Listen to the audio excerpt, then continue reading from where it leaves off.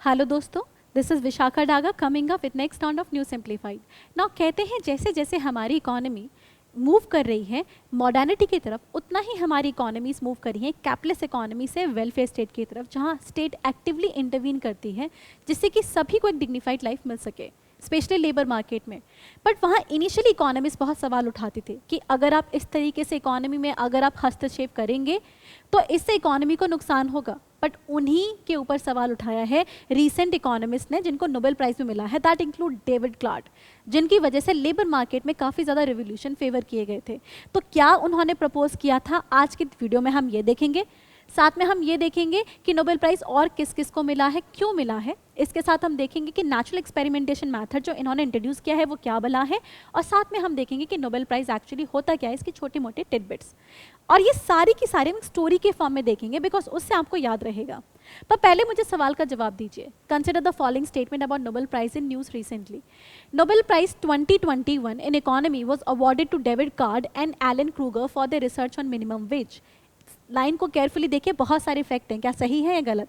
दूसरा, David card is known for his contribution revolutionary introduction of natural experimentation method in economic science. तो David card ने revolutionary introduction किया था natural experimentation method का economic science में। क्या ये सही है या गलत? चलिए आगे बढ़ते हैं, वीडियो के एंड में आपको इसका जवाब पता होगा। पहले शुरुआत करते हैं, ये देखते हैं कि पहली बात अवार्ड मिला किस किस को है। अब इस नोबेल प्राइज में एक प्राइज मनी होती है, इसको अक्सर काफ़ी हिस्सों में डिवाइड कर देते हैं जब एक फील्ड में एक से ज़्यादा लोगों को मिलता है। इस बार इकोनॉमिक नोबेल प्राइज 3 लोगों को मिला है और प्राइज को 2 हिस्सों में डिवाइड कर दिया गया बिकॉज आधा कंट्रीब्यूशन अकेले डेविड कार्ड का माना जाता है और जो सेकेंड हाफ कंट्रीब्यूशन माना जाता है ओशवा एंग्रिस्ट एंड गाइडो इम्बेंस का। इसीलिए आधा जो नोबेल प्राइज वो मनी है वो इन्होंने शेयर किया है।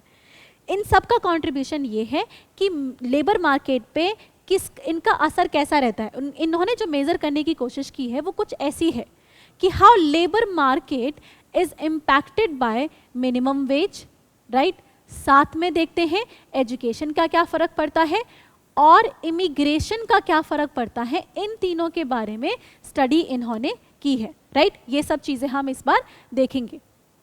साथ में अब ध्यान रखिएगा, इस बार नोबेल प्राइज़ ने दोनों चीज़ों पे सवाल उठाए, एक एग्जिस्टिंग ओल्ड थ्योरी और दूसरा ओल्ड एक्सपेरिमेंटेशन मेथड। दोनों पे सवाल उठाए गए हैं। दोनों को हम देखेंगे किस तरीके से सवाल उठाए हैं। शुरुआत करते हैं थ्योरी से ना। थ्योरी पहले ओल्ड थ्योरी क्या थी? ओल्ड थ्योरी मानती थी कि जब आप मिनिमम वेज बढ़ाते हो तो एम्प्लॉयमेंट उल्टा कम हो जाती है, तो जो स्टेट के इंटरवेंशन है उल्टा नुकसान देते हैं जिसको वो फ़ायदा देना चाहते हैं। ऐसा क्यों? बिकॉज ओल्ड थ्योरी मानती थी कि इस लेबरर को उतना पे किया जा रहा है जिसका इसका कंट्रीब्यूशन है। जैसे अगर ये 10 रुपये का रेवेन्यू जनरेट कर रहा है तो 10 रुपये ही इसकी वेज सेट की गई है, मतलब वेज इसके कंट्रीब्यूशन और इसकी कैपेबिलिटी के हिसाब से सेट की गई है, राइट। इसमें कोई बायसनेस नहीं दिखाई गई। और जब स्टेट इंटरवीन करती है, मिनिमम वेज सेट कर देती है, जैसे यहाँ पे बोला 15 रुपये एटलीस्ट मिनिमम वेज आप दोगे ही, तो बोलते हैं लेकिन इसका कंट्रीब्यूशन तो सिर्फ 10 रुपये है, तो ऐसे केस में स्टेट को क्या हुआ? 5 रुपये का नुकसान। अब हमारे जो बिजनेसमैन बोलेंगे ये हम अपने जेब से थोड़ा ना देंगे, तो वो क्या करते हैं, वो 2 अपने ऑप्शंस एक्सरसाइज करते हैं।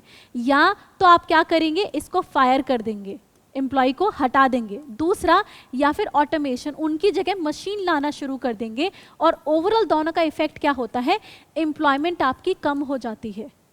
तो दीज जो कन्वेंशनल इकोनॉमिस्ट थे, दे बिलीव कि इसका नुकसान क्या होता है। आप इसको फायदा देने चाहते थे बट इसी को नुकसान हो गया, इसी को फायर करा दिया आपने। ये कैसी स्टेट है, इसको फायर ही करा दिया वेज बढ़ाने के चक्कर में ना। दिस वाज कन्वेंशनल थ्योरी जो कि सवाल उठाती थी। कन्वेंशनल थ्योरी थी, कन्वेंशनल ही मेथड यूज़ करते थे। ये मेथड क्या था? इन्होंने बोला कि हमारी सबसे जो वेज सेंसिटिव पॉपुलेशन होती है वो यंग पॉपुलेशन होती है। इंटर्न्स होता है ना, उनको सबसे कम पैसे पे हायर करने की कोशिश की जाती है, राइट। क्यों? इनको सिखाना पड़ेगा। तो उन्होंने क्या किया, उन्होंने देखा कि मिनिमम वेज का यंग पॉपुलेशन पे क्या फ़र्क पड़ता है। एक्सपेरिमेंटेशन में दे सॉ कहीं कहीं पे कि 1960s में देखा गया कि जब मिनिमम वेज बढ़ा दी गई तो एम्प्लॉयमेंट कम हो गई, राइट। जैसे 10% अगर मिनिमम वेज बढ़ाई तो 1 से 3% एम्प्लॉयमेंट कम हो गई थी आपकी। लेकिन बाद में 1980s के आसपास, 70s के आसपास से ऑब्जर्व किया गया कि ऐसा कुछ नहीं हुआ, एम्प्लॉयमेंट पे कोई फर्क नहीं पड़ा। तो सवाल उठे एक्सपेरिमेंटेशन पे और साथ में थ्योरी पे कि पहली बात आप एक्सपेरिमेंट कैसे कंडक्ट कर रहे हो, आपके जो रिजल्ट है वो ऊपर नीचे आ रहे हैं, और दूसरा सवाल उठे आपकी थ्योरी पे।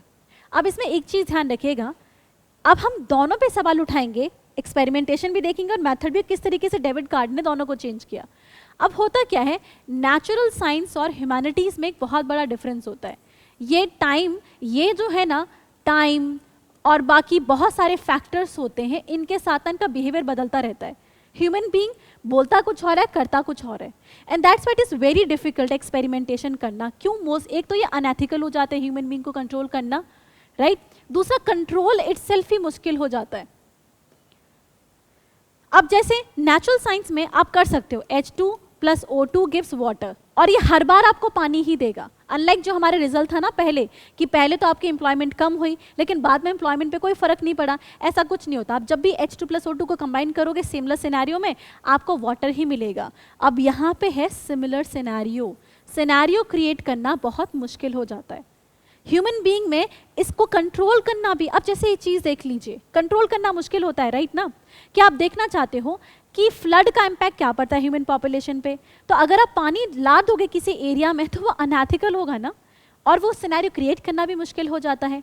लेकिन व्हाट इफ यू नो कि ये एरिया फ्लड प्रोन है और आप वहाँ जाके रिसर्च करो, तो ऐसे केस में क्या होता है, नेचुरल एक्सपेरिमेंटेशन हो गया। आपने वो सिचुएशन क्रिएट नहीं की, आपने कंट्रोल नहीं किया, आप कुछ पढ़ना चाहते थे और उसकी सिनेरियो आपके लिए अपने आप क्रिएट हो गई, राइट?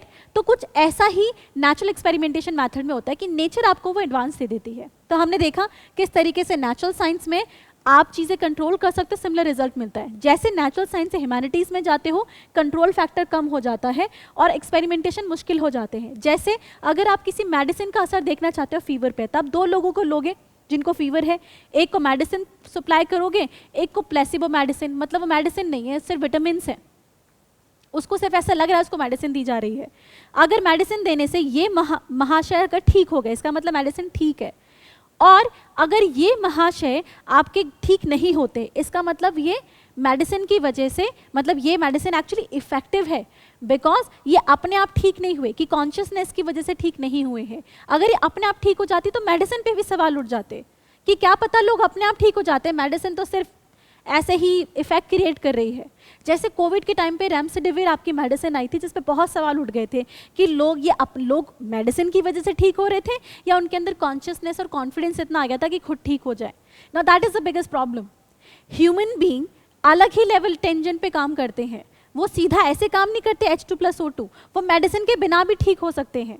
क्यों? और इसीलिए इस तरीके के एक्सपेरिमेंट किए जाते हैं, कंट्रोल किए जाते हैं। That is the biggest problem in experimentation, जब ह्यूमन बीइंग आपके बीच में आ जाते हैं।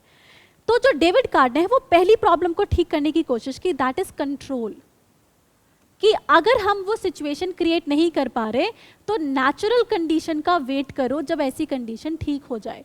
और डेविड कार्ड और एलन क्रूगर, उनके दे वर कंडक्टिंग रिसर्च टुगेदर, उनको वो अपॉर्चुनिटी मिल भी गई। वो अपॉर्चुनिटी कब मिली? जब यूएस की दो स्टेट पेंसिल्वेनिया और न्यू जर्सी एक दूसरे के आसपास हैं। इनको पढ़ना था कि मिनिमम वेज का एम्प्लॉयमेंट पे क्या असर पड़ता है। अब हुआ क्या, न्यू जर्सी ने मिनिमम वेज सेट कर दी लेकिन पेंसिल्वेनिया ने नहीं की, राइट? यहाँ पे मिनिमम वेज एक्ट है, यहाँ पे नहीं है। अब now they wanted to study the effect, क्योंकि जब हम स्टडी पढ़ना चाहते हैं तो हम ये देखते हैं ना कि जब है कंडीशन तो क्या रिजल्ट मिला, जब नहीं थी कंडीशन तो क्या रिजल्ट मिला, राइट ना? और ये कुछ ऐसा ही हम यहाँ पढ़ने वाले हैं कि एक को मेडिसिन दी गई है, अब वो मेडिसिन इफेक्टिव है या नहीं ये देखेंगे। एक को मेडिसिन नहीं दी गई और ये असर देखना, और ये हमें अपने आप नेचुरली ये मैथड हमें मिल गया, राइट? अब हमने जब इसकी स्टडी की कुछ साल तक, एलन क्रूगर और साथ में आपके डेविड कार्ड थे, दोनों ने स्टडी किया, दोनों ने रियलाइज किया आफ्टर सम टाइम कि मिनिमम वेज एक्ट के बाद उल्टा न्यू जर्सी में जहाँ पे मिनिमम वेज थी वहाँ पे एम्प्लॉयमेंट आपकी बढ़ गई थी, लेकिन पेंसिल्वेनिया जहाँ पे मिनिमम वेज नहीं थी वहाँ पे ऐसा कुछ नहीं हुआ। तो इन्होंने क्या किया, एक तो नया मैथड इंट्रोड्यूस कर दिया, दैट इज नेचुरल एक्सपेरिमेंटेशन। जब आप सराउंडिंग क्रिएट नहीं करते, आप वेट करते हो।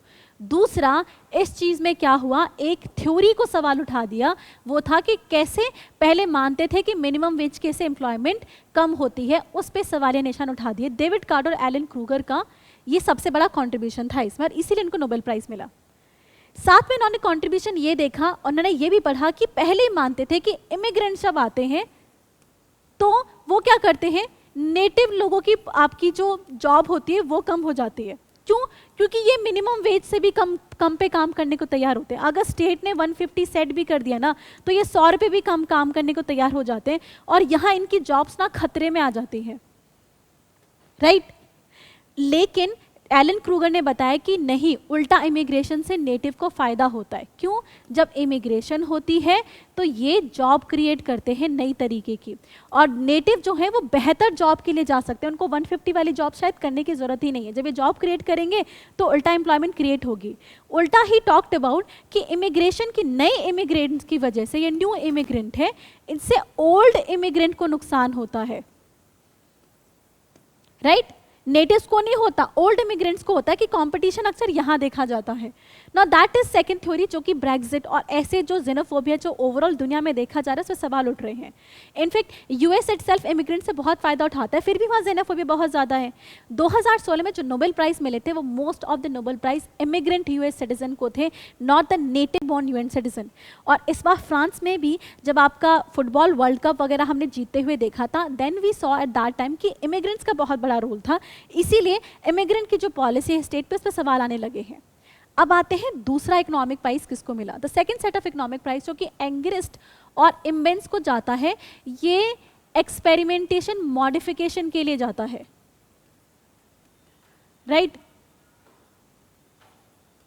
तो एक तो हमने नेचुरल एक्सपेरिमेंटेशन देखा, उससे क्या फ़ायदा हुआ।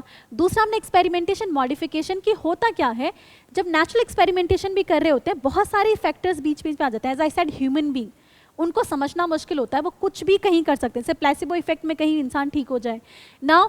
उस एक्सपेरिमेंट में मॉडिफिकेशन करना, जिससे कि वेरिएबल्स के बीच में कॉज एंड इफेक्ट अच्छे तरीके से स्टैब्लिश हो सके, इसके लिए अवार्ड जाता है इन दोनों को। जैसे यहाँ पे हमारे वेरिएबल थे मिनिमम वेज एक्ट, और दूसरा आपका वेरिएबल कौन सा था, मिनिमम वेज, और दूसरा था आपका लेबर मार्केट पे, एम्प्लॉयमेंट पे क्या फ़र्क पड़ता है।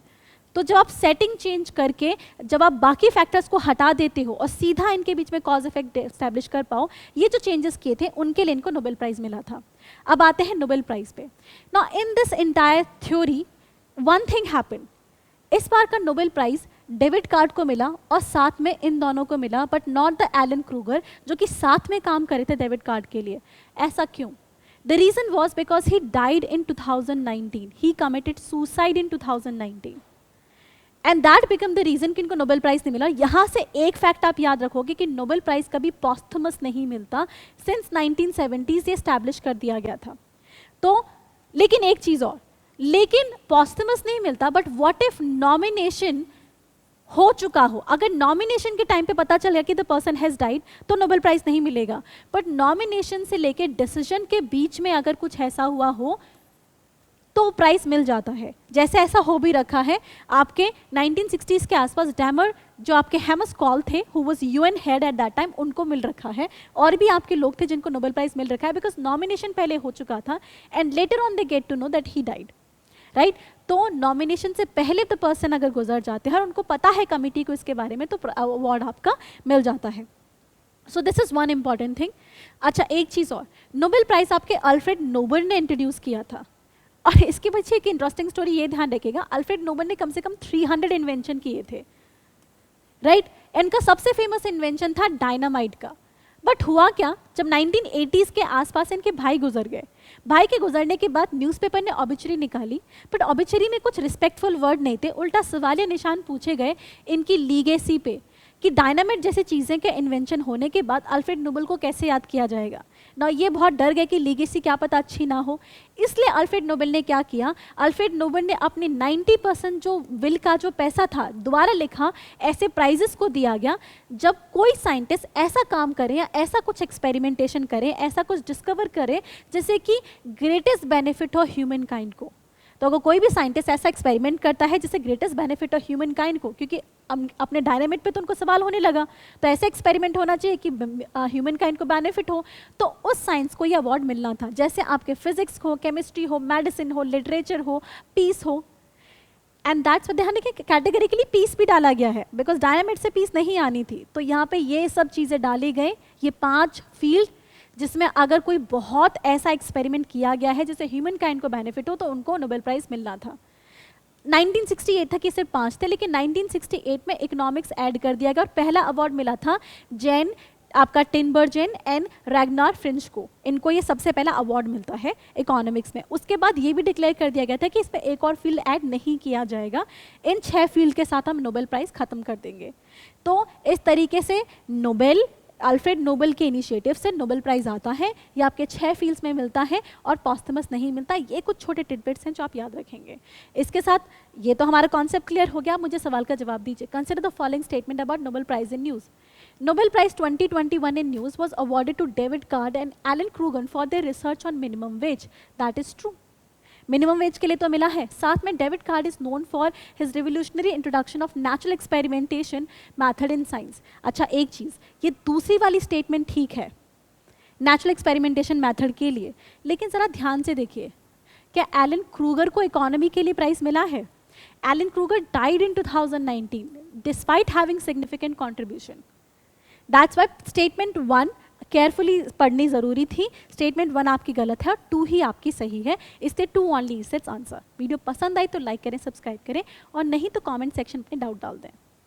Current Affairs by Forum IAS is an all-in-one program that covers the dynamic aspect of the syllabus from both prelims and mains perspectives. Last year, we have helped more than 100 students crack IAS with our current affairs classes.